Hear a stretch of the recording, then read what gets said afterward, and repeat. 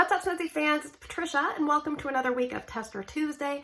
This is a video series where I review Scentsy scents with you each week based on the way I smell things in my home with my warmer setup, but I'm hoping that's going to help you decide if a scent's going to work for you or not. And we review scents that you guys vote on. So last week we had less votes than normal, and I think because it was spring break, who knows, but we had 265 votes.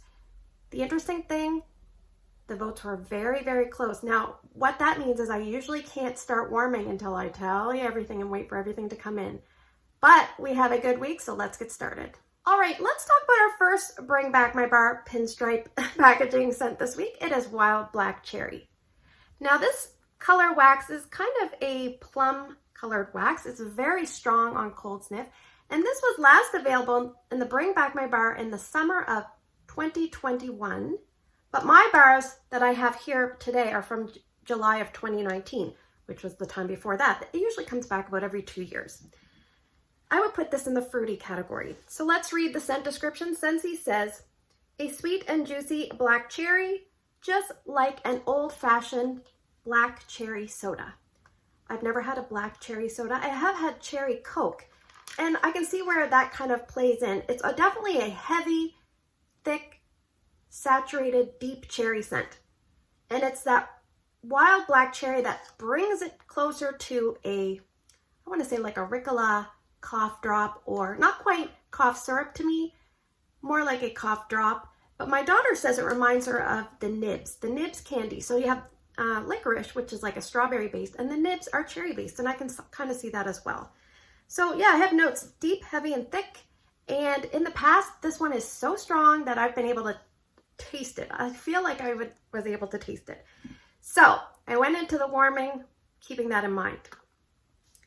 It is a boomer, guys. It is a boomer. So I have a full bar that I warmed. I warmed 2 cubes in my daughter's room. Now, Erica, my daughter, this is probably her favorite scent. So it was a no-brainer. I was going to warm it there.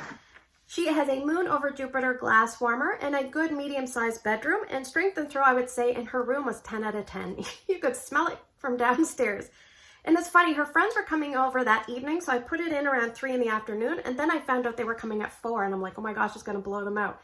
They didn't say anything, and I left it going there approximately 60 hours over a 3-day time span. I have a note here. After 42 hours, it had been turned off. I went into her room to turn it on. As I was approaching the warmer, with the cold, already warmed 42-hour wax in her warmer, I could smell wild black cherry. So good. Very, very good.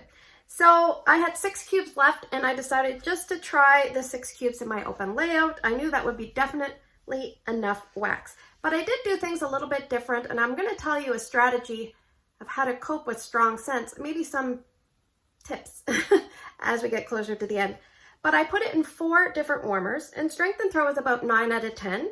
I think if I would have done it my normal way, it would have definitely been 10 out of 10. 10 out of 10 for me is you can almost taste the scent. It is so strong. And maybe neighbors can smell it approaching your house. But I think if you're someone that likes that Yankee Candle scent, I think it's just called Black Cherry, you would like this. If you like the Scentsy scents like Mulberry Bush or maybe Cranberry Spice, they're kind of leaning towards this, but this is definitely more cherry heavy. And I would say this is more fall and winter to me, just because of the heaviness, but you could also warm it in spring, summer.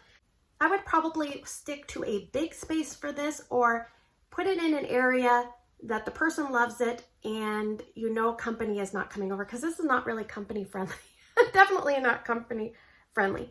This will always be a repurchase for me. My daughter really, really loves it. I actually had a customer, Heidi, that really loved it. She always spoke very highly of this and of my daughter when she warmed it. Unfortunately, in late January, I found out that she passed away. So we've lost somebody in the wax community. So Heidi, hope you're doing well up there. I hope you're getting to smell some of Erica's Wild Black Cherry.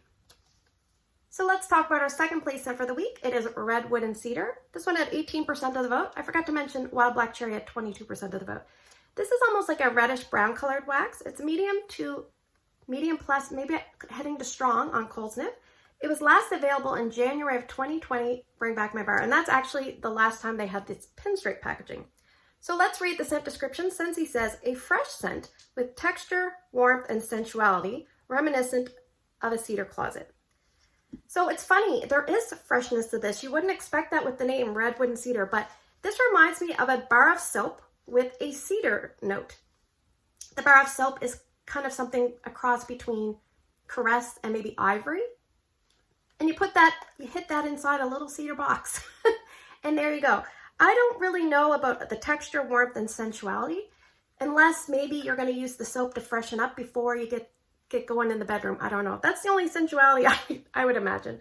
So that's pretty much it. As it warms, I'm wondering if it kind of has a tendency, because cedar closets and mothballs kind of go together. And sometimes I'm wondering if I smell that, but I'm not familiar enough with mothballs to know. But I feel like I've heard people say that about this in the past. So anyway, my previous experience with this was, I know it is a very, very, very, very long-lasting scent. So let's talk about performance this time around, because this bar is approximately 3 years old. I put 4 cubes in Drew's room in amongst 2 warmers. He right now has the Toronto Maple Leafs warmer and the Frida Fly. One's a glass, one's ceramic. Strength and throw is about 9 out of 10 starting out. And it's one of those ones that it just slowly declines for me. So here we are at around hour 64, which is day 3, and it's probably about 6 out of 10 now.